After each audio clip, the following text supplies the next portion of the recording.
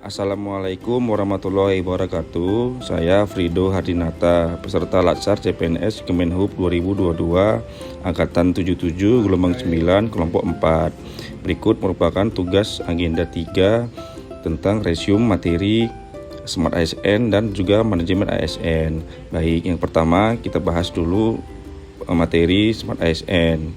Berikut resume untuk materi Smart ASN. Literasi digital banyak menekankan pada kecakapan pengguna media digital dalam melakukan proses mediasi. Media digital yang dilakukan secara produktif, menurut Kurnia Wijayanto, seorang pengguna yang memiliki kecakapan literasi digital yang bagus tidak hanya mampu mengoperasikan alat, melainkan juga mampu bermedia digital dengan penuh tanggung jawab. Kompetensi literasi digital tidak hanya dilihat dari kecakapan menggunakan media digital atau disebut digital skill, namun juga budaya menggunakan digital atau digital culture, etis menggunakan media digital atau digital etnik, dan aman menggunakan media digital atau digital safety. Kerangka kerja literasi digital untuk kurikulum terdiri dari digital skill, digital culture, digital ethics, dan digital safety. Kerangka kurikulum literasi digital digunakan sebagai metode pengukuran tingkat kompetensi kognitif dan afektif masyarakat dalam menguasai teknologi digital. Literasi digital mempunyai 4 pilar, yaitu etika bermedia digital, cakap bermedia digital, aman bermedia digital, dan budaya bermedia digital. Literasi digital juga memiliki implementasi dan implikasinya, yaitu lanskap digital, internet, dan dunia maya, kategori mesin komputer, mesin pencari informasi, cara penggunaan dan pemilihan data, serta 3 tahapan kerja mesin pencari informasi, yaitu penelusuran crawling, indexing yang kita ketikkan, yang ketiga pemeringkatan ranking, cara penggunaan mesin pencari informasi. Aplikasi dompet digital, loka pasar, dan instalasi digital merupakan implementasi dari literasi digital. Etika berinternet, informasi hoaks, ujaran kebencian, pornografi, perundungan, dan konten negatif lainnya merupakan implikasi dari literasi digital. Dan juga ada tips melindungi diri dari hoax, dari berita-berita yang ada di media sosial. Adapun nilai-nilai Pancasila dan Bhinneka Tunggal Ika sebagai landasan kecakapan digital dalam kehidupan berbudaya, berbangsa, dan bernegara, yaitu populasi kaum muda yang tinggi memberikan peluang bagi bangsa Indonesia untuk terus lebih berkembang di dunia teknologi digital. Tetapi yang perlu diperhatikan adalah penggunaan internet dalam benar sesuai dengan kecakapan yang berlandaskan dengan Pancasila dan Bhinneka Tunggal Ika. Yang kedua, tantangannya ada pada kemampuan mencerna informasi, sehingga pendidikan karakter adalah salah satu cara dalam menanamkan nilai-nilai nasionalisme dan menanamkan semangat kebangsaan dan pemahaman akan kebinekaan. Yang ketiga, Pancasila dan Bhinneka Tunggal Ika merupakan panduan kehidupan berbangsa, bernegara, dan berbudaya di Indonesia, dan internalisasi nilai-nilai Pancasila dan Bhinneka Tunggal Ika dalam kehidupan berbudaya, berbangsa, dan bernegara. Adapun hak dan kewajiban kita dalam dunia digital. Yang pertama, akses dan tidak diskriminatif. Yang kedua, kebebasan berekspresi dan mendapatkan informasi. Yang ketiga, kebebasan berkumpul, berkelompok, dan berpartisipasi. Yang keempat, melindungi privasi dan data. Yang kelima, pendidikan dan literasi. Yang keenam, perlindungan terhadap hak anak. Yang ketujuh, hak mendapatkan pertolongan terhadap pelanggaran hak asasi, serta kode etik ASN. Seperti yang kita ketahui, manajemen ASN adalah pengelolaan ASN untuk menghasilkan pegawai ASN yang profesional, memiliki nilai dasar, etika profesi, bebas dari intervensi politik, dan juga bebas dari praktik KKN. Seperti yang kita ketahui, berdasarkan Undang-Undang Nomor 5, PNS merupakan warga negara Indonesia yang memenuhi syarat tertentu, diangkat sebagai pegawai ASN secara tetap oleh pejabat pembina kepegawaian untuk menduduki jabatan pemerintahan dan memiliki nomor induk pegawai secara nasional. Dan untuk P3K, warga negara Indonesia yang memenuhi syarat tertentu yang diangkat berdasarkan perjanjian kerja untuk jangka waktu tertentu dalam rangka melaksanakan tugas pemerintahan sesuai dengan kebutuhan instansi pemerintah dan ketentuan undang-undangan.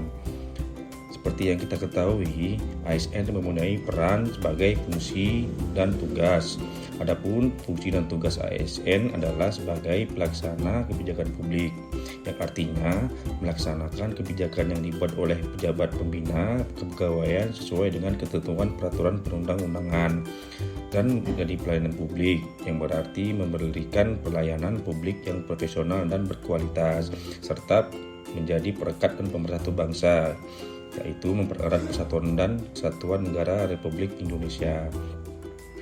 PNS juga mempunyai hak menurut pasal 21 Undang-Undang Nomor 5 Tahun 2014. Seperti yang kita ketahui, PNS mempunyai hak gaji, tunjangan, cuti, jaminan pensiun dan hari tua, perlindungan dan pengembangan kompetensi. Perbandingan hak PNS dan PP3K yaitu PNS memiliki jaminan hari tua, sedangkan PP3K tidak memiliki jaminan hari tua. Dasar hukum untuk pengembangan kompetensi PNS diatur dalam Undang-Undang Nomor 5 Tahun 2014 dan PP Nomor 11 Tahun 2017 tentang manajemen ASN, dan untuk acuan pelaksanaannya tertuang dalam Peraturan Lembaga Administrasi Negara Nomor 10 Tahun 2018 tentang pengembangan kompetensi PNS pasal 5. PNS juga dapat perlindungan menurut pasal 92 Undang-Undang ASN tahun 2014 seperti jaminan kematian, kesehatan, bantuan hukum, dan jaminan kecelakaan kerja. Kewajiban ASN juga mempunyai kewajiban ASN yaitu suatu beban atau tanggung jawab atau tanggungan yang bersifat kontraktual, sesuatu yang sepatutnya dilaksanakan oleh ASN. ASN mempunyai kewajiban setia dan taat pada Pancasila, Undang-Undang Dasar 45 NKRI. Yang kedua, menjaga persatuan dan kesatuan bangsa. Yang ketiga, melaksanakan kebijakan yang dirumuskan pejabat pemerintah yang berwenang. Yang keempat, menaati peraturan perundang-undangan serta melaksanakan tugas kedinasan dengan penuh pengabdian, kejujuran, kesadaran, dan tanggung jawab. Yang keenam, PNS memiliki kewajiban menunjukkan integritas dan keteladanan dalam sikap, perilaku, ucapan, dan tindakan kepada setiap orang baik di dalam maupun di luar kedinasan. Yang ketujuh, PNS memiliki kewajiban menyimpan rahasia jabatan dan hanya dapat mengemukakan rahasia jabatan sesuai dengan ketentuan peraturan perundang-undangan. Yang ke-8, bersedia ditempatkan di seluruh wilayah negara Kesatuan Republik Indonesia. ASN juga mempunyai kode etik yang bertujuan untuk menjaga martabat dan kehormatan ASN. Kode etik dan kode perilaku ASN 1 yaitu melaksanakan tugas dengan jujur, bertanggung jawab, dan berintegritas tinggi. Yang kedua, melaksanakan tugasnya dengan cermat dan disiplin. Yang ketiga, melayani dengan sikap hormat, sopan, dan tanpa tekanan. Yang keempat, melaksanakan tugas sesuai dengan perintah atasan atau sejauh tidak bertentangan dengan ketentuan peraturan perundang-undangan dan etika pemerintahan. Dalam manajemen ASN terdapat dua, yaitu sistem merit. Latar belakang untuk sistem merit yaitu praktik superior system. Manajemen ASN terdapat juga sistem merit. Sistem merit kita ketahui adalah kebijakan dan manajemen ASN yang berdasarkan pada kualifikasi, kompetensi, dan kinerja secara adil dan wajar dengan tanpa membedakan latar belakang politik, ras, warna kulit, agama, asal-usul, jenis kelamin, status pernikahan, umur, dan kondisi catatan. Manfaat sistem merit bagi organisasi yaitu mendukung keberadaan penerapan prinsip akuntabilitas. Yang kedua, dapat mengarahkan SDM untuk dapat bertanggung jawab tugas dan fungsinya. Yang ketiga, instansi pemerintah mendapatkan pegawai yang tepat dan berintegritas untuk mencapai visi dan misinya. Yang lain juga seperti menjamin keadilan dan ruang keterbukaan dalam perjalanan karir seorang pegawai, memiliki kesempatan yang sama untuk meningkatkan kualitas diri. Di dalam manajemen ASN terdapat mekanisme pengelolaan ASN yang berdasari hukum yaitu Undang-Undang Nomor 5 Tahun 2014 tentang Aparatur Sipil Negara. Manajemen ASN diatur mulai dari pasal 55 Undang-Undang ASN. Seperti yang kita ketahui, manajemen PNS itu seperti yang pertama penyusunan dan penetapan kebutuhan, yang kedua pengadaan, yang ketiga pangkat dan jabatan, yang keempat pengembangan karir, yang kelima promosi, yang keenam mutasi, yang ketujuh penilaian kerja, yang kedelapan tunjangan dan penggajian, yang kesembilan penghargaan, yang 10 jaminan pensiun, yang 11 disiplin. Pangkat dan jabatan ASN dituang dalam pasal 66 Undang-Undang ASN nomor 2014, yaitu kompetensi, kualifikasi, persyaratan yang dibutuhkan. ASN juga diberi kesempatan untuk mengembangkan karir yang dituang di pasal 69 dan 70 Undang-Undang ASN, yaitu kualifikasi, kompetensi, penilaian kerja, kebutuhan instansi, kompetensi, integritas, dan moralitas. ASN juga dapat dilakukan pemberhentian dengan hormat menurut pasal 87-90 Undang-Undang ASN. Seperti yang kita ketahui, pemberhentian dengan hormat ini atas dasar meninggal dunia atas permintaan sendiri, mencapai batas usia pensiun, perampingan organisasi, dan tidak cakap jasmani atau rohani. PNS dapat juga diberhentikan dengan tidak hormat dengan dasar penyelewengan terhadap Pancasila dan Undang-Undang Dasar 1945. Yang kedua, tindak pidana kejahatan yang berhubungan dengan jabatan. Yang ketiga, menjadi anggota dan atau partai politik. Yang keempat, tindak pidana dengan pidana penjara paling singkat 2 tahun dan pidana berencana. ASN juga bisa diberhentikan sementara.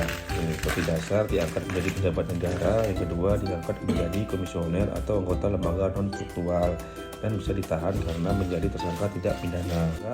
ASN juga mempunyai batas usia pensiun, yaitu 50 tahun bagi pejabat administrasi, 60 tahun bagi pejabat pimpinan tinggi, sesuai dengan ketentuan peraturan perundangan bagi pejabat fungsional. Setelah membaca materi manajemen ASN, saya merangkumkan, yaitu pegawai ASN berkedudukan sebagai aparatur negara yang menjalankan kebijakan yang ditetapkan oleh pimpinan instansi pemerintah, serta harus bebas dari 17 manajemen ASN, pengaruh dan intervensi semua golongan dan partai politik. Yang kedua, ketentuan lebih lanjut mengenai upaya administrasi dan badan pertimbangan ASN diatur dengan peraturan pemerintah. Manajemen ASN adalah pengelolaan ASN untuk menghasilkan pegawai ASN yang berprofesional, memiliki nilai dasar etika profesi, bebas dari intervensi politik, bersih dari praktik korupsi, kolusi, dan nepotisme.